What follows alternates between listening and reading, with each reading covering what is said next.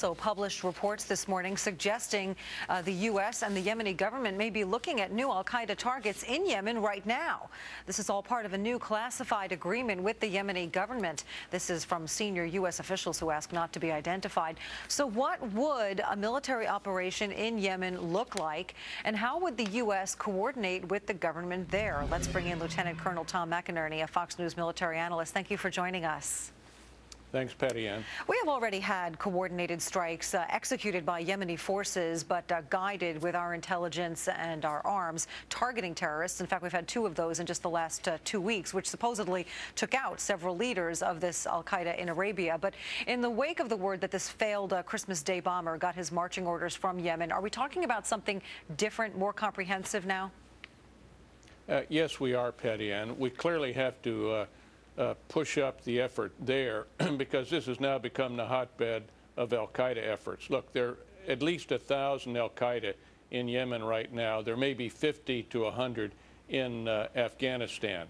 They have moved to Yemen, and we must respond. Now, it goes even deeper to that, to what Bill and Byron York were talking about before, how we are aligned back here in the United States. We have the capability to attack those targets. We have good all-source intelligence. We can use UAVs. We can use F-15s that have a much larger bomb load. We can use special operation forces as well as carrier battle groups. But that's not going to solve the problem, Patty Ann. It comes right back here to the administration's policies that have not acknowledged that it is a global war on terror. They have gone back into the legal manner of attacking this problem, and frankly, it's failing. So if we were to go ahead and execute an actual strike against some of these targets in Yemen, how would we go about doing that to avoid civilian deaths and lowering the risk of death to our own military? Exactly the way we've done the last two, which have been quite successful, using all-source intelligence, using UAVs, and striking them in their hiding places. And they are in villages. There is always the risk of collateral damage.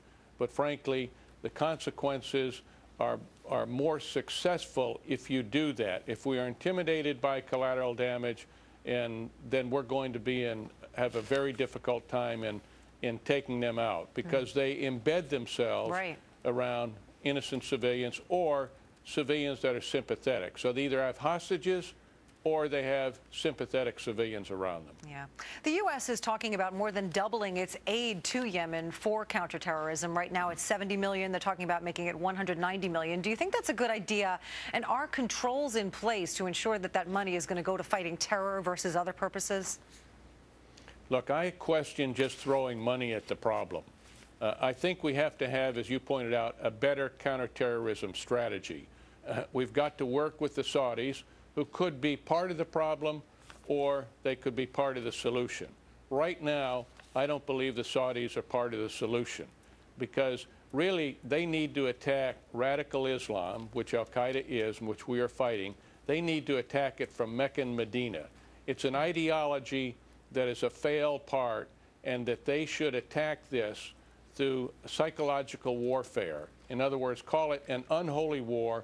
Those that commit the suicide bombings, that they are unholy warriors and they do not go to heaven.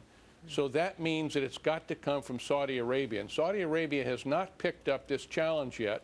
And frankly, the West has let them get away with it. Yeah, so we need to be much more proactive with them. What about the government of Yemen? President Ali Abdullah Saleh, the Obama administration has been praising him for his cooperation. Do you believe that he is sincere in wanting to rout out al-Qaeda? Look, President Saleh has worked both sides of the fence.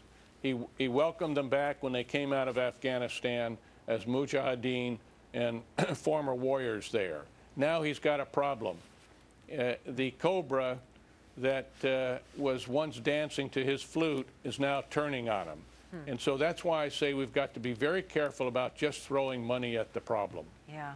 And then there's the security forces. Of course, back in 2006, you had 26 al-Qaeda operatives escaped from a jail in Yemen, including the one behind the Cole attack. And many people suspect that they were helped by Yemen's security forces. Do we have any control over that? Well, no, we don't, and that's part of our problem. And yet we want to send 90 Gitmo prisoners, terrorists, back there to be rehabilitated. Please, Patty Ann, that would be absolutely insane. Yeah, we're going to have more on that. So that's our problem there. Yeah, we're going to have a whole segment on that Yemen Gitmo situation later on. Lieutenant General Tom McInerny, thank you as always for joining us. Thanks, Patty Ann. We went yesterday, Patty Ann, and went looking with our research team and found 8 significant terror plots that have come to light over the past 6 months alone. Are we ignoring this now? Is it time to raise the national security alert level? And why has that not changed? Would it make a difference? We'll talk to the man whose job is to protect the world's #1 terror target in only 3 minutes.